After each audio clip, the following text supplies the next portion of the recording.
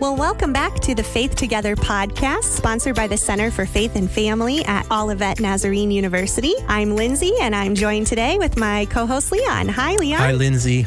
It's great to be together today. It is. It's always good to be together. It is. And we are in the midst of a new series that we started out last week called Shalom at Home. That's right. And so last week we talked with Antonio Marshall, who is, what was his title? Was it like a athletic spiritual chaplain? Something like of that? some sort? Yeah. So it's a new position at Olivet. Yeah, I think it was maybe something like Director of Athletic Discipleship. Oh, that sounds right, now that you said it. Or close to it. Yeah, something like that. Sorry, Antonio, if we kind of messed up your title. Sorry, Tom. But his role as giving focus to the spiritual development of our athletes on campus, which is really, really important. We have a lot of athletes that are part of our university. And so that role, and he talked a little bit with us about the idea of shalom, which is what this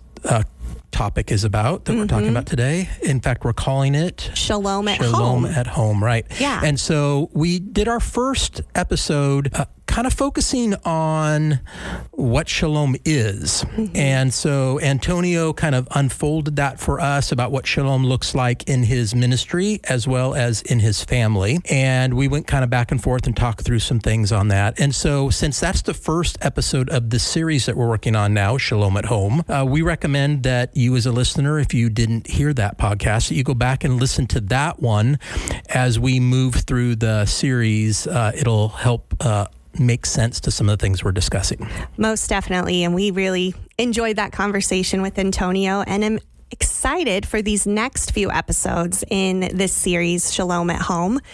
We have 4 episodes coming up here, and those 4 episodes have the themes of safety, peace, belonging, and worth.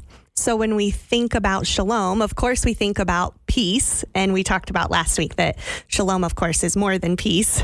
But we also want to think about the themes of safety, belonging, and worth at home as well. And so I just want to share a little bit of the background of this series, how it came to be when I came to you, Leon, and said, I think I've got a great idea for a New Year series for us. And some of that story has to do with an organization called Reach Hurting Kids Institute. And the Reach Hurting Kids team, they provide trauma-informed training for children's ministry leaders, which, listeners, you guys know, Leon and I are children's pastors, and we live in that world along with this world at Olivet. Yeah.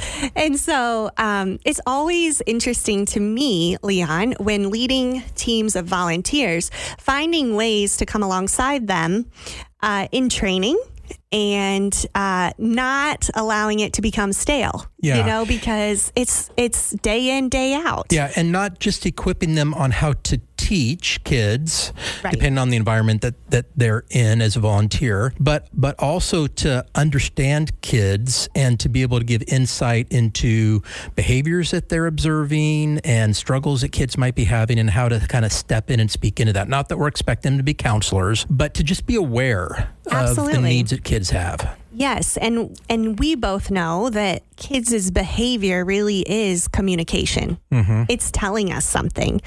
But many times, a children's ministry volunteer coming in on a Sunday morning, they see a certain behavior and they infer that to be something totally different. It's not a message to be figured out, but it's more like, this is what's happening in this child, instead of let's really think about what that might mean. And so that was something that I was noticing a lot in our children's ministry, specifically the one that I lead, that we had a lot of kids with just some challenging behaviors, but we wanted to get to the root of it, like you're saying, we wanted to really get to the understanding behind it. And so when I was going into Children's Pastors Conference this year, I saw there was an opportunity to go to a workshop alongside the ministry of Reach Hurting Kids. And so I went to their workshop and I found out some really amazing tools that I could share with my team. And I'm doing that currently using some of their resources. But one of the things I found out at their workshop is this: 2 out of 3 children will experience at least one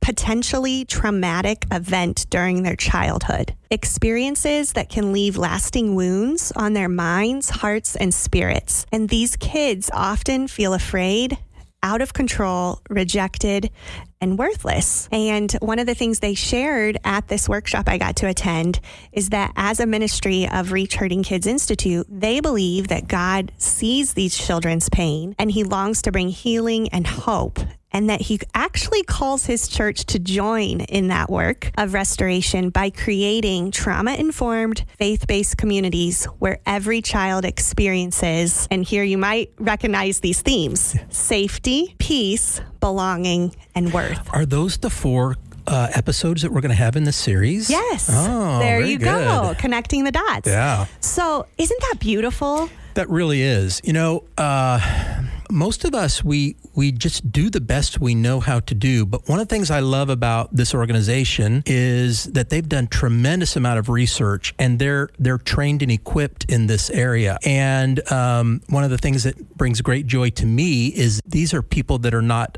unfamiliar to us. Right.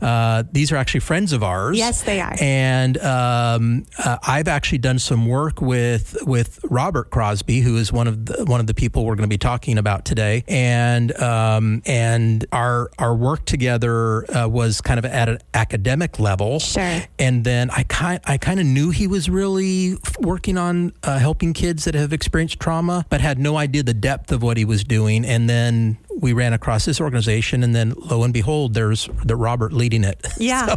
So many connections. It really is a small world. And so I love that I was able to attend their workshop, that it's equipping me as a children's pastor, current day, in my present moment now. But also, as I was sitting with them, Leon, I felt in my heart that this could be really helpful for our listeners here at Faith Together, for parents to hear some of these truths as well. So I'm thrilled to welcome a guest with us today, Reverend Kayla Smith, who is the Assistant Director for Reach Hurting Kids Institute. Hi, Kayla. Hello. I'm glad to be here with you guys today. Thanks for the invitation. Absolutely. Thank you for joining us. And of course, I mentioned Robert, but Kayla is also a friend of ours. Yes. A fellow Nazarene children's pastor.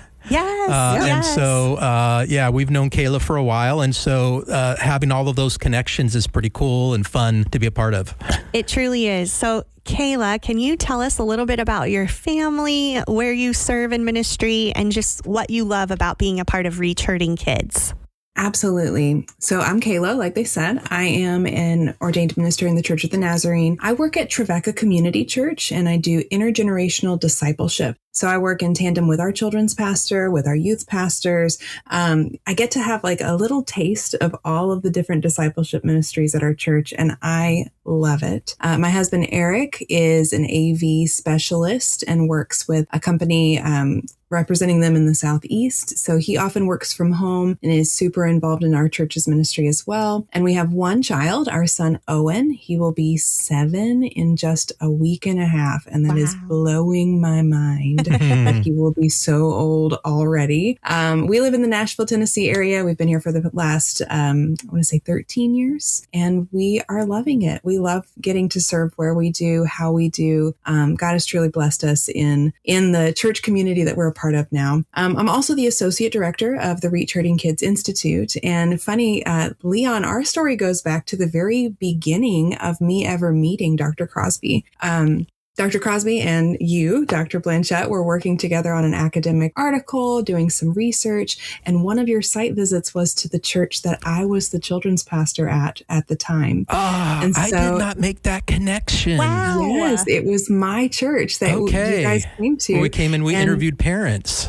That's exactly right. I interviewed some parents, and Robert did some focus groups with kids, and it was just really great time together. I was actually stepping out of full-time ministry at the time because my son was just born. And Robert and I chatted for a while, and I said, please let me know where this research goes. I'm really invested. My background is in special education. My dad is a behavior interventionist, and I just can't wait to see where this trauma-informed information for the church goes. So please keep me updated. So through that connection, I met his wife, Lori, and we just kept chatting as they wrote the book, Trauma-Informed Children's Ministry. We stayed connected. And then there was a day where Robert Robert just called me and he said, I have a crazy idea.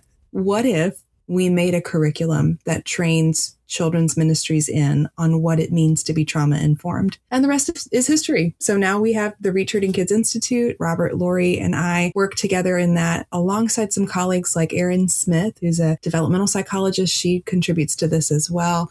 We are just taking each step as it comes and just seeing where the Lord leads, and just so grateful for the conversations we get to have at places like the Children's Pastors Conference, where we get to spend time with people like Lindsey and develop what could your children's ministry be doing that reaches the hurting kids in your congregation and community in a really meaningful way.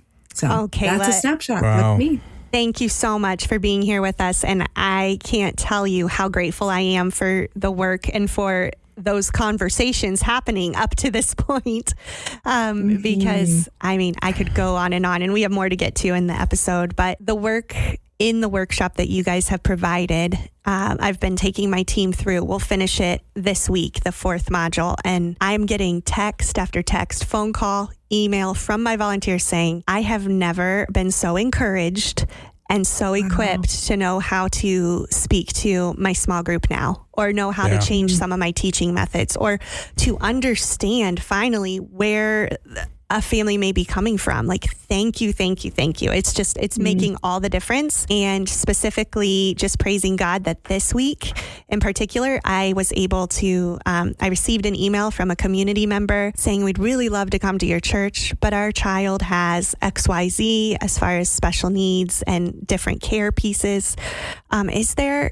Is there anything available? And I was able to say with a resounding, yes, there is. And we're not experts, but we welcome you in, and we want to figure this out together. And so your team has raised the arms of my team right where we are. And so grateful for that. And what a great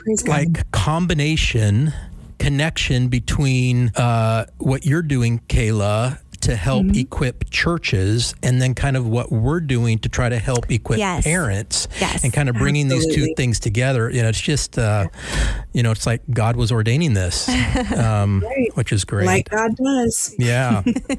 All right. So we want to take advantage of our time, Kayla, and just let you share with some things with us. So let's start with, so when children feel truly safe at home, what does that look like in everyday life? So behaviors and rhythms, emotions, those kinds of things. Yeah. I think that what I would usually want my brain to go to about, kids feel safe, then that means they're very well behaved and they'll listen to every instruction and they will never break a rule, right? Wouldn't that be wonderful? That's absolutely not what is true, though. When kids can experience their true emotions in the safety net of their home, that speaks safety. When children can say, I'm so angry, and they can feel the emotion, they can navigate through it, that speaks safety. Alongside fun and joy and laughter and play, but having a myriad of emotions is a human trait. And when we see them coming alive in those ways, unmasking, if you will, and trusting their family with what they're feeling, understanding that feelings come and go, that this is not everything I am. I am not anger.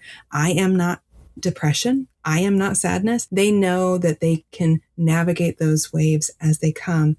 That speaks that there's emotional safety at home. One thing that my husband and I were just talking about, we hope for our son that he feels that he has nothing to prove here. You don't have anything to prove about yourself within the walls of this house. You are a needed and wanted part of this ecosystem, if you will, right? This family needs you in order to thrive. So that's what I think of when I think of emotional safety at home, a place to be understood and to understand one another. That's great. And, for you all, your curriculum is focusing on how to help people in the local church do that. And so I assume part of this is being that for children who are not my own children. Absolutely. Right. So providing for my neighbor kids, the friends of my children who end up at my home, providing that kind of safety for them as well that they may not have in their own home. Exactly. Yeah. So a story comes to mind of a friend that we have at church who we know that she's experiencing trauma in her life. And the first several Sundays that she joined us at our church, she's actually in my family's group in the sanctuary. So she gets to join my family. And she sat so still and so quiet, and her hands were in her lap. And I'm watching her thinking like, surely she's just not feeling safe yet. Maybe that's what's going on. And so for weeks, she sat just so prim and proper, like ready to go for every song. She stood up and she was just like so well behaved.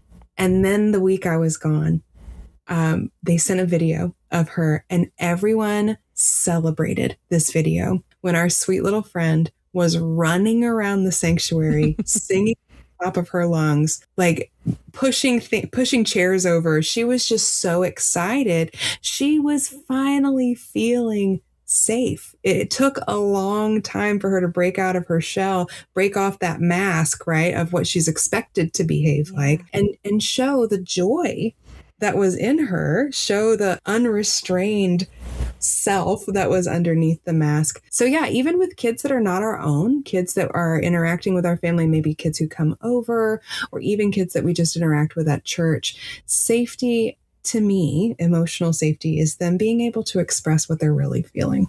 That's beautiful. And when we think about our own homes, specifically around the children that we are parenting, what do you think, Kayla, are common ways that parents unintentionally undermine a child's sense of safety?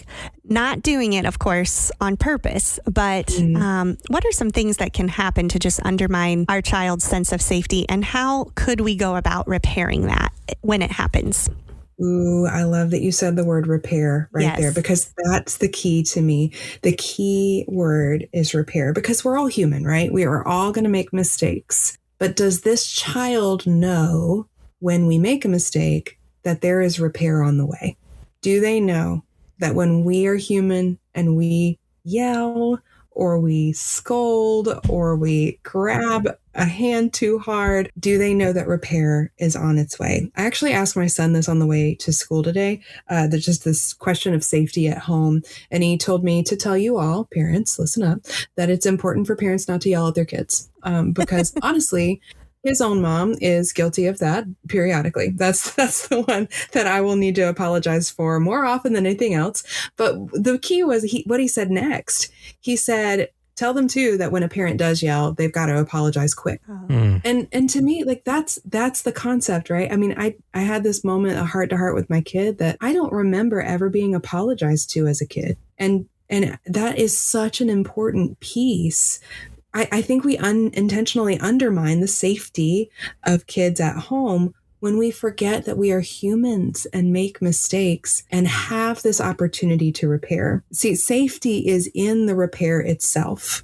It's in learning together how to be better humans to one another. With all the apologies and laughter along the way, how do we become better image bearers to one another and honor each other even in our mistakes? I think that's where that emotional safety piece comes in.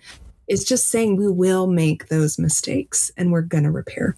Yeah, it's so interesting because when you think about physical safety, that's a top priority in all of our minds for children, right? We do everything we need to do to keep them physically safe, and we should. And if they get hurt, we instantly come to their rescue to say, okay, what can we do to repair this? But many times when it comes to emotional safety, sometimes our experience as parents, what our childhood was like, can inform how we come into emotional safety for our kids. Absolutely. Yeah. And so I think it's a really clear picture in my mind of, okay, we have all these boundaries for physical safety, but we want to have the emotional safety too, and be just as eager to repair in an emotional safety hurt as a physical safety hurt. Yeah, that's really good, Lindsey. I was just thinking about something we were talking about in class the other day, and I'm going to continue talking about it here in the next week or so. So it's really fresh in my mind.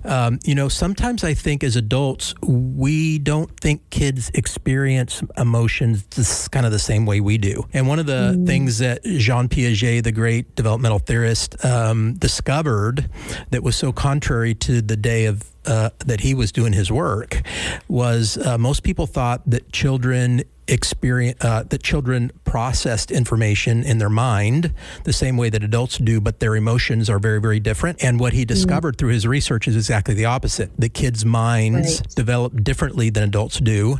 They process information differently, but their emotions are very, very similar. It's just they express them differently. And Absolutely. so I think that's I think once we get over that hurdle that our kids' emotions are as important as our own, I think that helps. So Kayla, maybe kind of with that thought in mind, what are some really practical things that parents can do to create emotional safety in their home? Not just physical safety, but an emotional safety.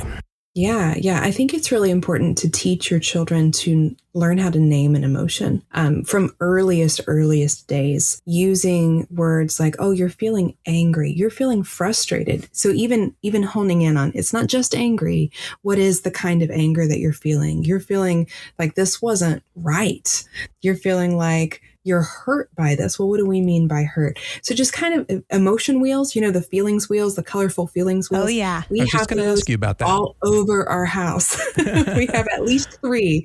And we've got a spot in my son's room that has several posters about emotion regulation and the vocabulary of emotions. I mean, just like we would teach the vocabulary of how to read a book, how in the world are they supposed to know how to navigate emotions if they don't have the words for what they're talking about? And of course, developmentally, this goes into many different directions, right? So developmentally as a young child, or if a brain works differently, yes, this will look a different way, but finding your family vocabulary of what emotions are doing, how you talk about that really matters. I think giving conflict the time that it needs. It's okay to be in conflict for a moment, even parent to child, to give it time to say, like, I'm frustrated at this and I'm going to need some space to process this. But again, that goes back to that reassurance that we will repair.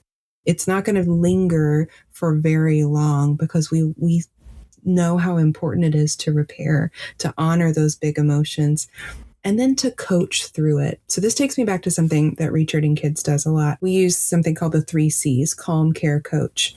And I try to equip children's ministries with that phrase because it's easy to remember and it walks us through a really important process of first, calm. We need to establish calm in ourselves and in the child before we can do anything else. We establish calm. Then we have the opportunity to care for them. We can empathize with how they're feeling and with the behavior that happened. We can empathize with where they're at and try to see it through their eyes. Then we coach on how things can go differently in the future. So even equipping families with something simple like that, remember to calm first, then care, then coach, and follow through with every one of those steps so that the process can come to a conclusion. I think that's really helpful. So when I think of creating safety, another thing is to keep the end in mind. I think parents hear that a lot, is just to imagine your child as an adult, which of course is so sad to do when you're in the just sweet little squishy phases. You don't want to do that, but getting the chance to treasure the now while also looking towards the future just feels really important. I actually came across a poem this morning that I wanted to share with you guys. Do you know J.J. Heller? Do either of you know that name? I do. I'm not familiar with him. I love her music. Her. I was going to say she's a songwriter. And most of the time that's the context that I know her from. But she wrote this poem a few years ago. And this feels like it really shapes me right now. So it says, I will build my nest and feather it with soft things like apologies and pasta noodles and loving gazes and embraces that squish a bit more each year. I will weave it with intention and silly songs and pillow prayers until it is strong enough to withstand the force of their steady legs when they push off and I watch them fly. And that is what I want families to hear. When we're creating emotional safety, sometimes it's apologies. And sometimes it's pasta noodles. And a lot of times it's belly laughs and it is silly songs and it's spending the time to repair over bedtime when you lay on the pillow together and you talk.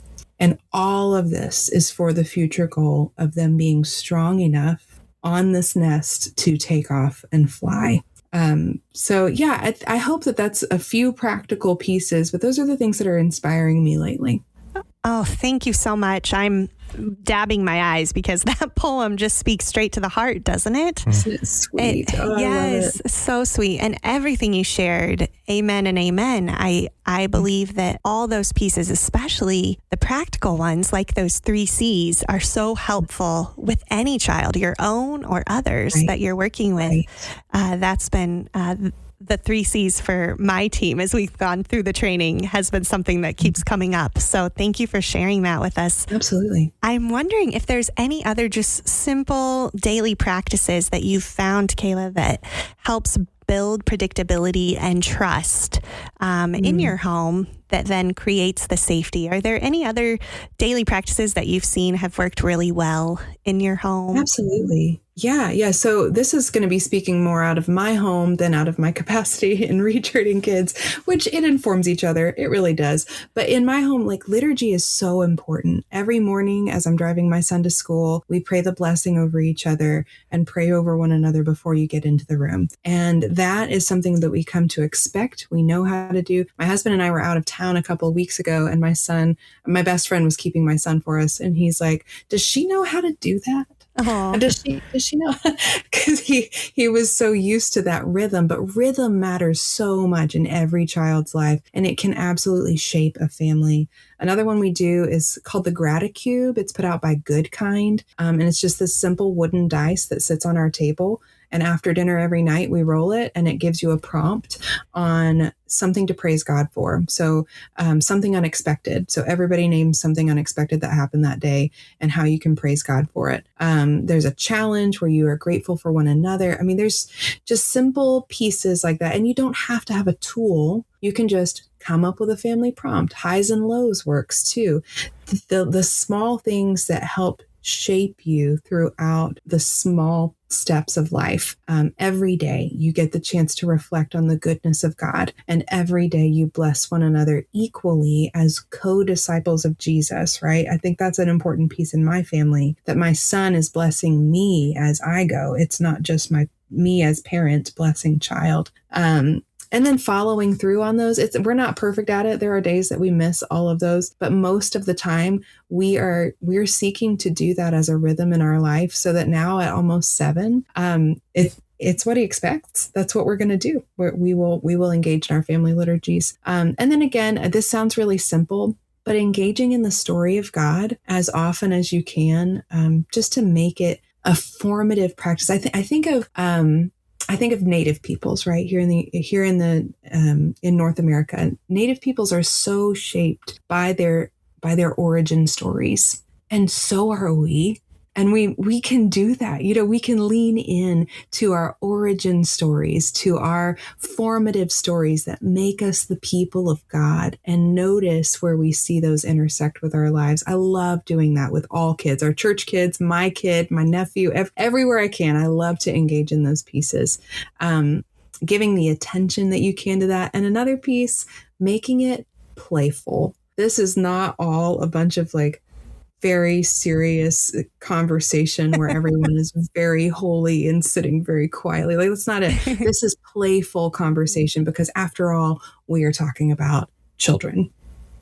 I'm just processing through all that, Kayla. That's great. A thought came to my mind as you were sharing some of the questions, especially with the dice. What's the name of the dice? Mm-hmm. Gratacube. And we've talked about that on here before, right? We have, because it's the same company also puts out the Advent blocks. Oh, that's we just went through. They do. Right. Mm-hmm. Yeah. Mm-hmm. So as you were talking about that, I was thinking about that my wife and I FaceTime our grandkids in Kentucky on a pretty regular basis. Mm. So this is coming from a grandparent perspective. But one of the things my wife often does is asks them, tell me about what made you happy at school today, or tell me about what made you sad at school today, to give them an opportunity to just share those kind of things. And, oftentimes they're busy busy doing other things and they'll say something. But other times you can tell it was kind of a pretty serious response to the question. Mm-hmm. So these are not just things that parents can do, but grandparents can do this with their grandkids as well. Absolutely. So that's great. Well, Kayla, thank you for sharing those things with us. But before we wrap things up,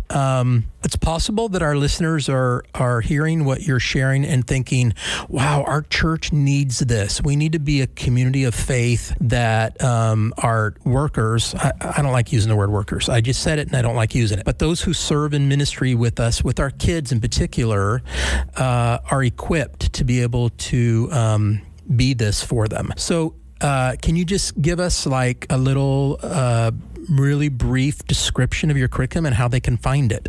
Absolutely. Yeah. So the Reach Hurting Kids workshop is a modularized workshop where you train your team with a manual and workbooks and activities. You train your team in on being trauma informed. So it goes over a basic of what trauma means and how we can help as the church. We go into discipline and how we handle discipline in a trauma-informed way, trauma-informed teaching strategies, and then conclude with trauma-informed small groups and how that really changes the life of kids who've experienced trauma. We would love nothing more than to equip you with that workshop, and you can find out more at reachhurtingkids.com/workshop. Okay. And we will have a link to that on our website as well. Yes, we will. We'll link all these things on our website, centerff.com. Yeah. And I also want to turn you on to Robert and Lori Crosby's book, Trauma Informed Children's Ministry, which is a great read. I had a hard time putting it down Once I got started in it. And we'll have a link to that on our website as well. So, Kayla, thank you for being with us today. Yes, and looking forward to hearing from you again next week as we continue through these 4 points that we'll be focusing on. One of our traditions as we wrap up our podcast is to have our guest kind of sign us off. So I will turn it over to you, Kayla. All right. When building faith, we are better together.